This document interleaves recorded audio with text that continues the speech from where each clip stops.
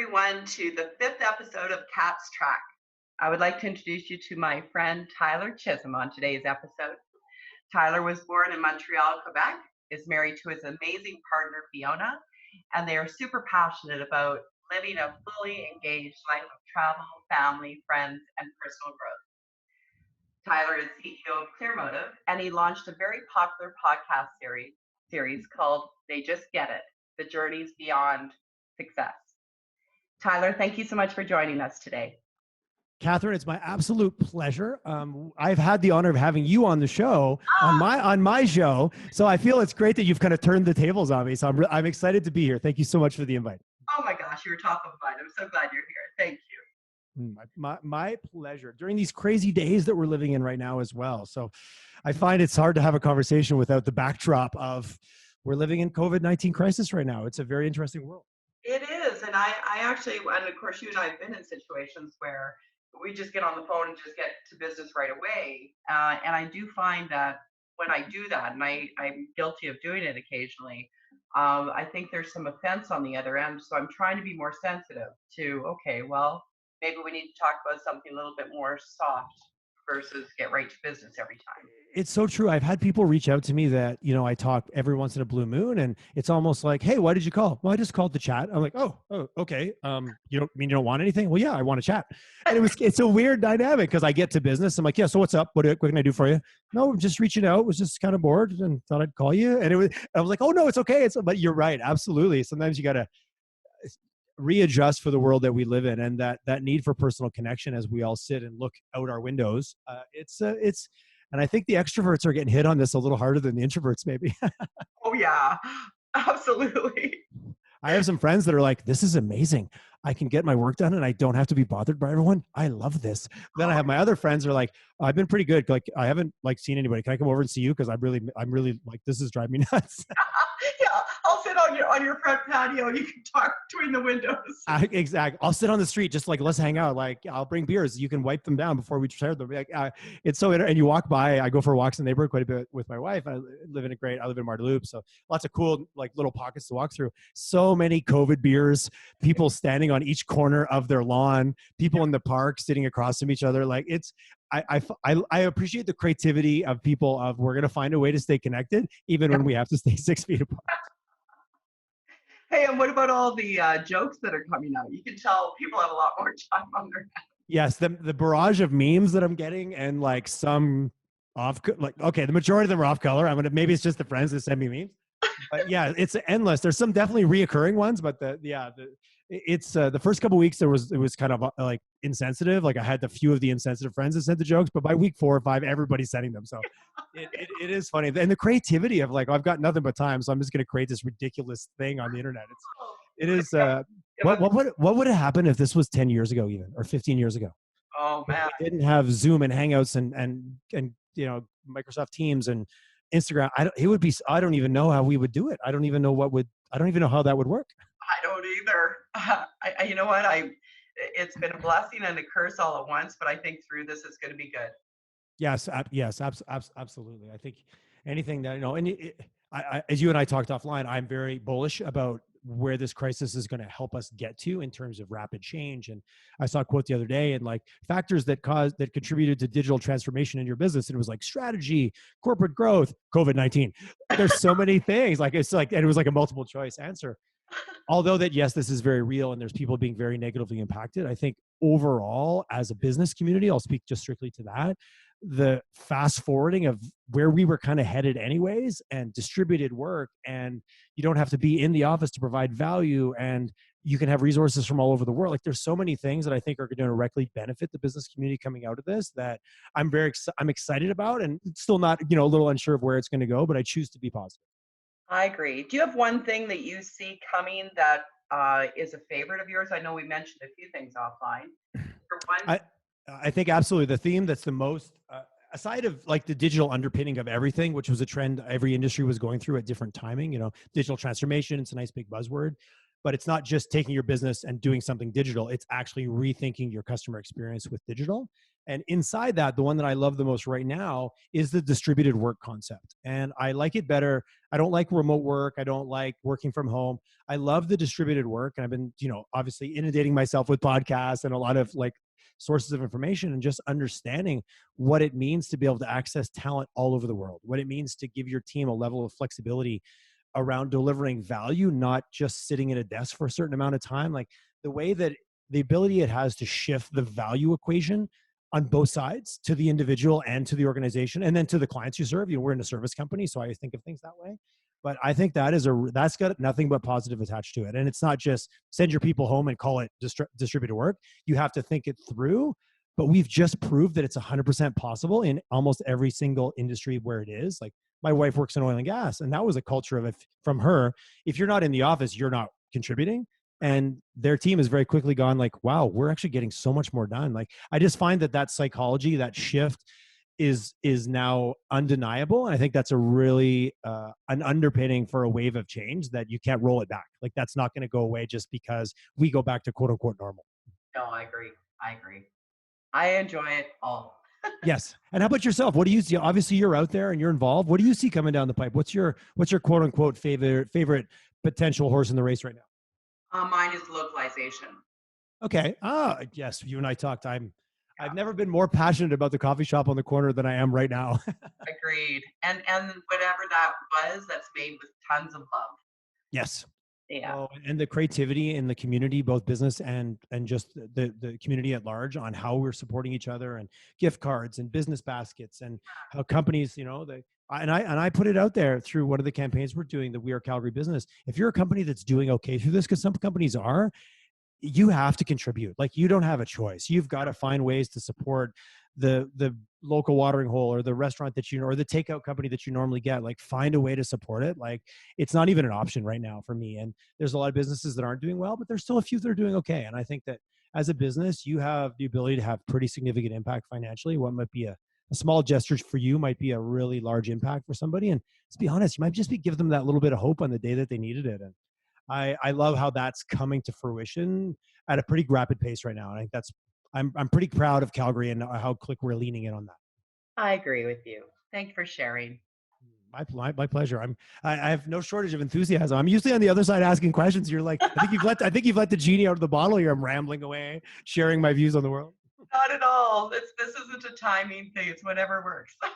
Fantastic. Well, I know you've got some questions, so let's get into. I don't want to destroy your format completely by going way off in left field. It's not a format. It's just suggestions. Nice. I do, and you're right.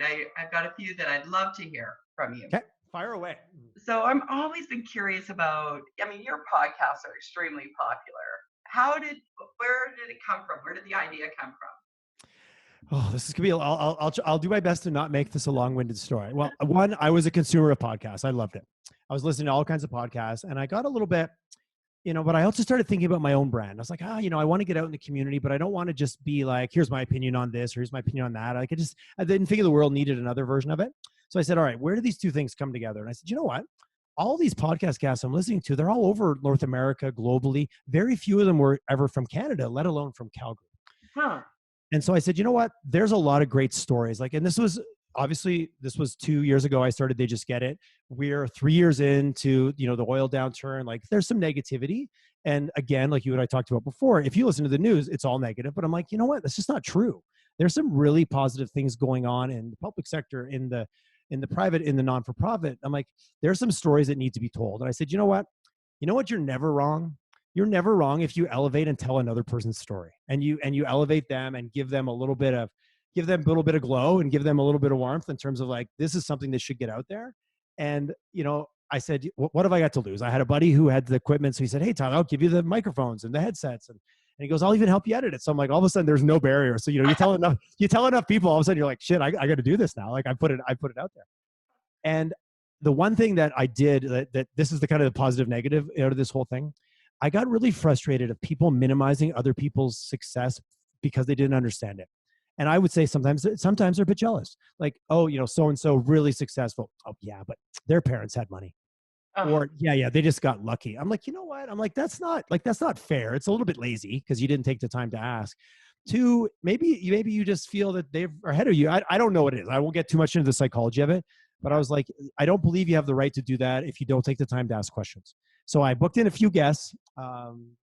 Chad Hughes, who you know, Billy Friley from Village Ice Cream, and Carlene Donnelly from Cup. So three really safe guests, people that I knew really well. Sorry, people that I thought I knew well. Huh. I sat down with them and started digging in, and I realized, I said, holy heck, like I've known these people, like I've known Carlene 10 years, and you know, we spent time together, we've hung out, we've gone for drinks, like I know Carlene. I did not know her story at all. And Oh, I absolutely fell in love with being able to sit there and just ask questions from a pure place of curiosity. My only agenda was to tell their story in a very realistic way that showed the highs and the lows and didn't paint this picture of like, yeah, I woke up and I was successful. Like that's not how it works. And by number three, and I put a few out there and I laughed, you know, I got a couple compliments very early on that people really liked my style. So that kind of pumped me up. And I felt like, okay, all right, you know, you get one compliment, I'm good for like weeks. And I just started doing it and I literally fell in love with it. And all of a sudden, people started reaching out to me. People started saying, hey, have you talked to so and so, because they've got a great story. And the small town community Calgary really started to conspire. And I just met one interesting person. My problem now is I don't know who's not interesting, because if you take the time to ask questions, everybody has a cool story somewhere. So yeah. I literally, well, I want to talk to everyone. So that's how it got started and how it kind of got going. And I literally fell in love with the format. I didn't writing blogs because I wasn't really a writer. It was too hard. Where all of a sudden this, I could spend a couple hours of research, which I found really interesting, and then sit down and have this amazing, powerful conversation and then share it with people in a way that elevates that individual. I'm like, this is great. And it kind of took off from there. So that's a little bit of the story and some of the what's and how's and whys. But more importantly, I got to engage with my community in a way that was really authentic for me, that other people also found value in. Like it was a win-win. That's the key, isn't it? It's got to be authentic. 100%. I joke. I would do these podcast interviews even if no one else was going to listen, because I get so much out of it selfishly that this is amazing. The guest, you know, you built this almost amazing rapport in this very short period of time where you get to actually truly, you're not just waiting for your chance to speak, you're actually engaging in what they're saying. So I also feel it kind of brought out some of all those books I've read over the years about, you know, to speak less than you know, listen more than you talk. And in the podcast environment, that's just the nature of it. And it just felt always like this real positive exchange. And yeah, I got addicted to it really early on. Oh, I love it. Well, I love listening to them. Thank you for sharing with all of Thank you. Thank you so much. I'm continuing. Like, the random compliment every once in a while, and I'll just keep doing it. Yeah, no, it's got its own momentum now. It's been a really rewarding experience. them. No doubt. Well, thank you again. My pleasure. A few other questions. Sure. What has been your greatest challenge in the last 2 months? From a business, I'll speak from a business perspective, because I think that's really the only place I can say there was. The podcasts have been an amazing outlet for me to stay connected with people. So I immediately pivoted to recording online digital, and I'm recording like 3 or 4 episodes a week right now between Collisions YYC, which is my other podcast, and They Just Get It. So that's been like the challenge there, is actually just fitting it into my normal life with so many people to talk to. So that's, I won't qualify that. Personally, working from home, like my wife and I joke, we're really glad we like each other, because that's been awesome. We just hang out. We both work from home, but we'll meet for in lunch and have a coffee or whatever, play cards. Been playing a lot of rummy. I'm on a winning streak right now, so that's a good thing. I was getting my ass kicked a couple weeks ago. The COVID crisis for the rummy tournament was not working out for me. So those have been really positive. So I've been very fortunate to have those things in my life. The business has been very interesting, because as a leader, I think I'm just going to put how I hold on myself. Like I need to be able to look a little farther down the road. I need to be able to, you know, look around the corner as much as I can, knowing it's still fictional. But all of a sudden that ability of like, man, you are in the moment because that's all you have. That first week was a pretty rough one for me. Like the disruption of my routine, the disruption of everything, all the things I thought were true, and being okay to go, wow, you don't have the answers, because no one does. And like being okay to really be human as a leader and get into triage in terms of what do we need to do? How do we take care of our people? How do we take care of our clients? How do we ensure that we're here for the long run? That was very real. Those first 2-3 weeks, like I didn't not like it, because I liked the challenge, but it was real. Like, and it was humbling in a way that, again, none of us have been through this before. I've been through crises, but never like this. It was very real and really humbling. And it took me about a good week and a half to kind of get out of my own way a little bit and just be okay with not having the answers. But that was a tough one, which was a personal thing that obviously just has to get it out, as you need to stand up in front of your company and be able to say you don't know while simultaneously giving them confidence that they can go home and sleep that night because you're on it. Yeah. That was an interesting challenge. I think that I've talked to a lot of leaders. I'm certainly not, I don't think I'm alone on that at all. No, you're not at all. Thank you for sharing and being so raw with that. Yeah, it was real. It was, I didn't like it. I did not like it. I didn't love it. But at the same time, my business partner and I were like, oh man, like this is terrible. But we're like, man, we love it because we both have never been as engaged as we are in the last 6 weeks. So there's something about it too, that you're like, man, you have my undivided attention. And there's been a level of that I liked for the right reasons, but man, there's no, like, you're in the game. And that I've really enjoyed. And it's the challenge that got me there. Uh, Thank you. And your three things. Every guest is asked, what are the three things you would like to leave with our audience today? Oh, the three things. Well, since I think I know a little bit of our theme coming in was leadership around that. So I'll touch base on that a little bit because I don't want to get too philosophical, but I'm like, to be a leader is being human first. And I think that there's easily, I always joke, so much times of what we were taught that leadership is what we learned from Hollywood. This, this unwavering, bravado, wind in your hair, sun at your back kind of leadership style. And sorry, I'm all high. I got very I said a John Wayne image. So I don't know why.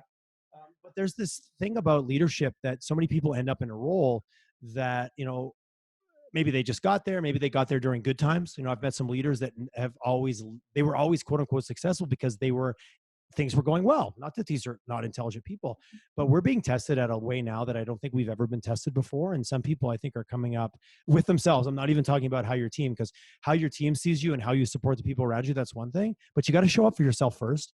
And sometimes I've talked to a few leaders and I went through this bit of myself. There's a bit of an identity crisis around, oh shit, like I thought I had this. Like I thought I was the leader, whatever that means. And all of a sudden it's like, whoa, I'm human and I've got doubts and I don't know. And giving yourself permission and making it okay to not feel like you're superhuman. It's not superhero leadership syndrome. I think that's the one thing I want to share. And that's taking care of yourself first and having people in your life. I surround myself with people that I can call up and be like, okay, I'm dealing with this challenge and I don't have the answer. And that has made my life significantly better. And I know some leaders, they shy away from that. They don't want to show that vulnerability because somehow they're supposed to have the magic answers and be like quote unquote superhero leader syndrome. Give yourself the permission to be human. I find that people around you, they connect a lot more and they trust you a lot more when they realize that you're able to be vulnerable. And that's certainly something I've seen 100%. The balance between short-term versus long-term vision. And I think that we're all being okay knowing what phase you're in. And the first 2 to 3 weeks it's a little bit of triage. And what do I need to do to make it happen? I've seen this in my own leadership group. Being okay to be okay with the stage. Like the stage I'm in right now is what's in front of me. I'm going to deal with what's in front of me.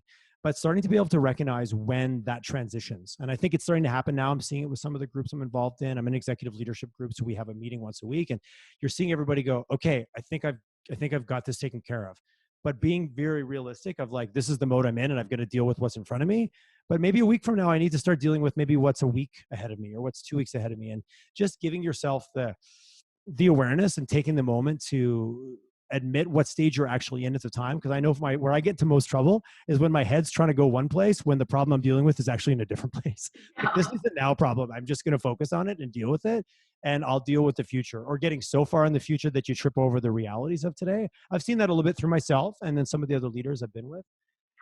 And the three things, what's now and what's next. I don't want to, it sounds like a broken record with this one, but this too shall pass. A little bit of like, I really find that you've got to be careful what you're putting into the computer. As I point to my head, be careful what you put in. Because when you go out there, I find that there is no lack of people coming out of the woodwork right now that are like, oh, this is it. Complete collapse of the financial system, 10-year depression ahead of it. Like you got to be really cautious with, like I said earlier, I'm bullish on the future, but being very careful of where you get your information from and what you allow to infect your thoughts, because it is an infection sometimes. And, I heard something a while ago, like the old adage, I think you're the average of the 5 people you spend time with. I also heard that you're the average of the 5 social media feeds that you spend the most time on. Oh. I heard that and I went home and like deleted a third of the things I was following on my Instagram because I was like, this is not adding to what I want to be in my life. Like if I want to show up a certain way, I've got to make sure I'm putting the right sources of inspiration. I'm laying out the right breadcrumbs for myself and curating a feed or curating a source of information that gives me a fair perspective, but also has got the right amount of reflection in terms of if I want to be positive, don't look at only negative things. It sounds simple, but I think we really get caught in the, you've got to be very deliberate, because if you don't filter it out, it will definitely infect your thoughts. So I think being very, very on point and have a very clear plan of where you want to get your information from, so that when you show up in a meeting, you're being influenced by the right things that are going to take you forward, not the things that are going to put you in doom and gloom. Because as a leader, as in your life, not necessarily in business, and that's just not going to get you far. You have your moments for sure, but then you got to put them back on the shelf and move forward. I agree. So those are my three things. A bit philosophical for sure, but at the end of the day, we're just having this human experience as we all go through this, and we got to deal with ourselves first before we're going to be, quote unquote, any good to anybody else. That is excellent advice. Thank you, Tyler. You're And then welcome. my last question for you is, what is your good news story or legacy that you would like to share? Good news story or legacy. When you say good news story, something that I'm personally involved in, or when you say legacy, just overall. You and I talked offline, so I don't want to re-say it, but I'm so proud of Calgary. Like I love Calgary. I grew up in Montreal, but I'm a Calgarian now. I remember about 8 years ago, I was walking downtown Montreal and I looked around and I'm like, I'm not from here anymore. I'm a tourist. It was a very weird feeling, but then it also gave me this like, no, I'm from Calgary now, and I love it. The way the city is rallying together as on an individual level to help each other, the way that we're supporting businesses through buying gift cards or doing business boxes. There are so many initiatives that I'm seeing out there. Clearmotive, we just started an initiative a few weeks ago that we are small business, we are Calgary business, about, okay, if you're a business that's doing well, what are you doing to support other businesses, and trying to get, and we've got some really good momentum. People are like, hey, I love what you're doing. How can I get involved? And not that that's a uniquely Calgary thing, but I believe Calgary is really showing its true colors right now. And man, let's be honest, we've been back on our heels for 5 years. And here we are again. Now we already had a black eye. Like, nothing worse. You get hit again. Now I have a broken nose and another black eye. That super sucks. I don't want to see the other guy because we're not looking good right now. But the fact that we're still willing to be positive as a community, and I say that broad, business or individual, and rally to each other. And I've never been more proud of Calgary. And I think that's a legacy. Like, this might be, and I know there's a lot of extenuating factors, I don't want to oversimplify, but if this brings us together in a way that we can collaborate to see our way forward, because we literally, not that we had a choice before, but it was happening, and we're practicing it, getting better at supporting each other to really diversify our industries, to support businesses, to be pro oil and gas while still being pro diversification. I think all those things are going to rally even more now. And the fact that the community has come together, it's only going to create, like, I believe, fast forward 6 months to a year, you're going to see more have happened than if we hadn't gone through this. That's my optimistic view on the future, which I think will be a great legacy to be part of that. I agree with you. And I think there's things that are going to be created that we don't even know yet. Yes. I had a guest on once and I asked him, we were on They Just Get It. It was Mike Morrison from Bloggity. And I said, well, again, Mike, so clearly when you're in school, you look to the future and you said this, you want to be a social influencer, you grow up. He goes, Tyler, it's hard to imagine your future when that thing hasn't even been created yet. I was like, what a nice way to think about. It's very optimistic and kind of scary for some people if we want to line it out and plan for the future. Yeah. But when we haven't seen it, it's hard to imagine it. So I think that's an optimistic way to think about what's coming is going to be great. We just don't even know what it is yet. I agree with you. Well, Tyler, thank you so much for joining us today. I'm very grateful for your sharing of wisdom and positivity and optimism. And I'm just glad that you've chosen Calgary as your home. And I have many blessings for you. And Oh, thank you so much, Catherine. It was an honor to be on the show and an honor to be on the other side of the microphone for this. So thank you. Thank you for having me on. All the best. Thank you, Tyler. And that's the end of today's Cat's Track. And I'll look forward to seeing you tomorrow. Thank you.